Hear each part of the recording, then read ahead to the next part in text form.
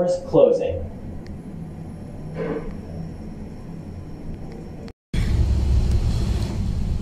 Hi guys, welcome back po sa ating channel. Guys, kaninang umaga pa tumuulan, as in kaka-out ko lang sa duty ko. And then grabe, super ba talaga dito sa Dubai. Kita niyo yan? Grabe, parang typhoon na siya. Hindi na siya yung normal na ulan, as in. Pero ang pasok ko dapat ngayong umaga 8:30, tumating ako at 9:05 na kasi na nung pagkasundo sa akin, doon na bumuhos yung ulan, ang lakas, may kulog, may kidlat. Tapos hanggang Thursday daw to. So, ayan, papakita ko sa inyo yung view dito. Ngayon, pa-out na ako, dadrop ako sa may metro station. Pero yung mga way dito ay sobrang traffic, as in super traffic talaga. Kasi sa baha. Buti na lang nasundo ako, natakot ako kasi sabi ng client ko kanina. Baka daw, doon na ako matulog sa bahay nila. First time po naranasan ko ganitong ulan dito sa UAE, dito sa Gulf country.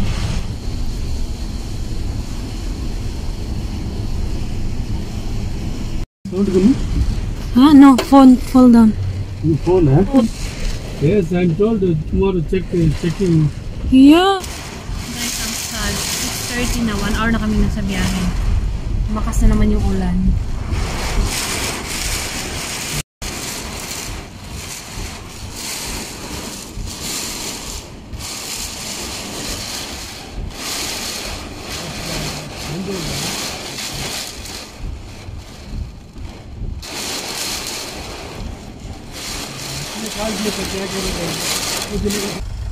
Guys, 2 hours na kami dito sa daan. Gusto ko nang maglakad, as in, gusto ko na talagang maglakad. Kasi grabe yung, hindi na tumatakbo yung sasakyan.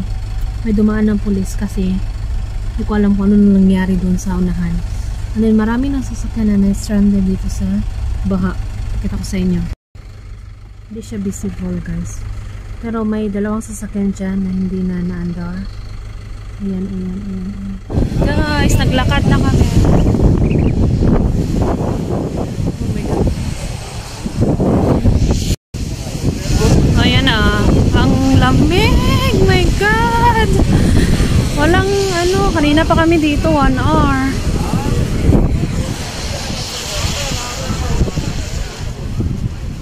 Hindi na naandar yung mga sasakyan.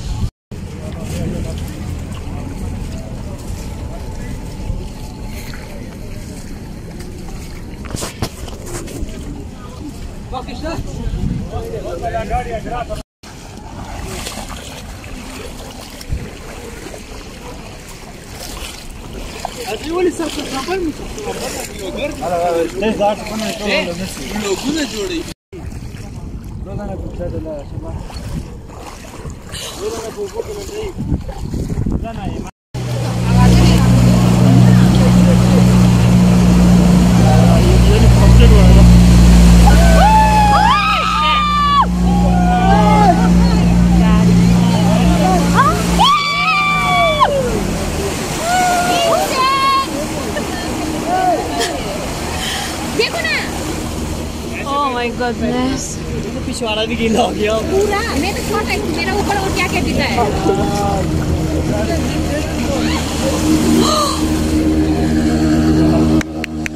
Good job,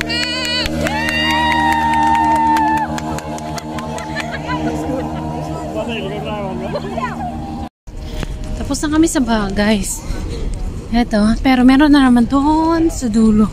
May dadaanan na naman kami isang baha. God. Guys, time check ay 12 and nandito ako sa Max Metro Station. Stranded.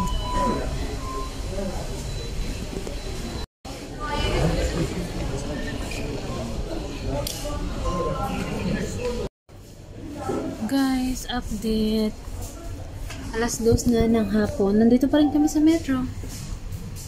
Nandito pa rin ako sa metro. Wala akong tulog. And parang parating na naman yung ulan. Another rain, another night here in metro.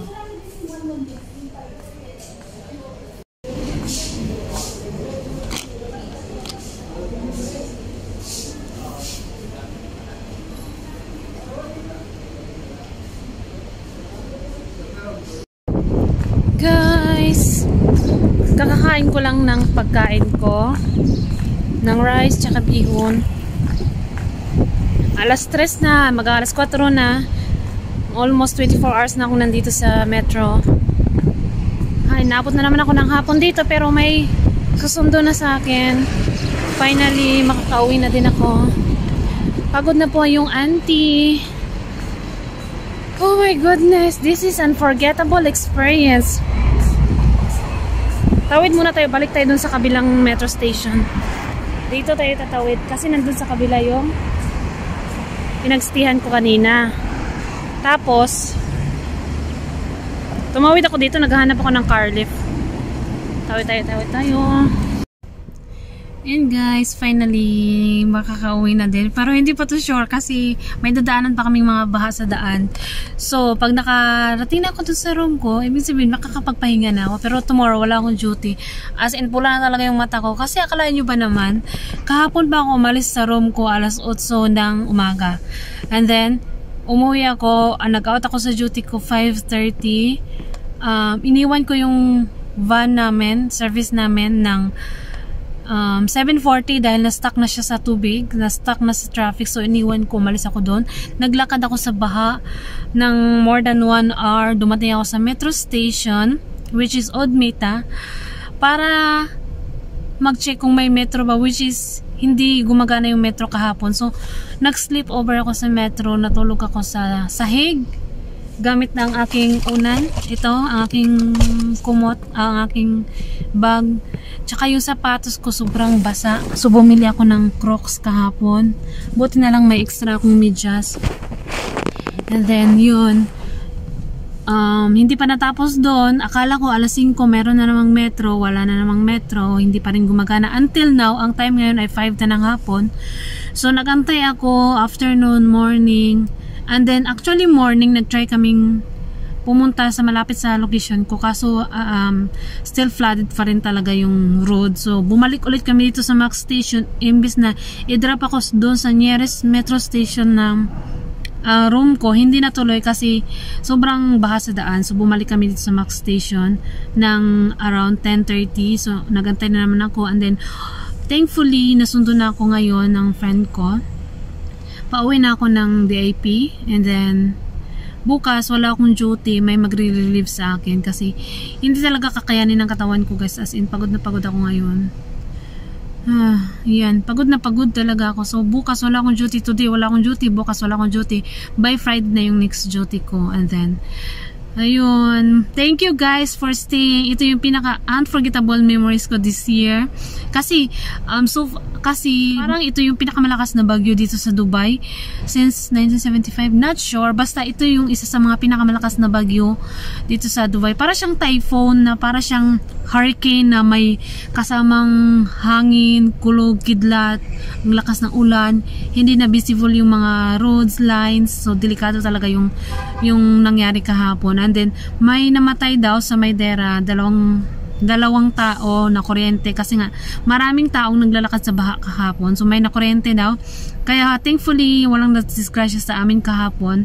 Walang nangyaring masama while naglalakad ako papuntang Odmeta Station. So, anyhow, kahit naman ganito yung sitwasyon natin, at least, part pa rin siya ng experience natin. So, hindi natin ito makakalimutan. Yan lang. Thank you for watching. Don't forget to like, share, and subscribe. Comment down below for more katanungan. Bye!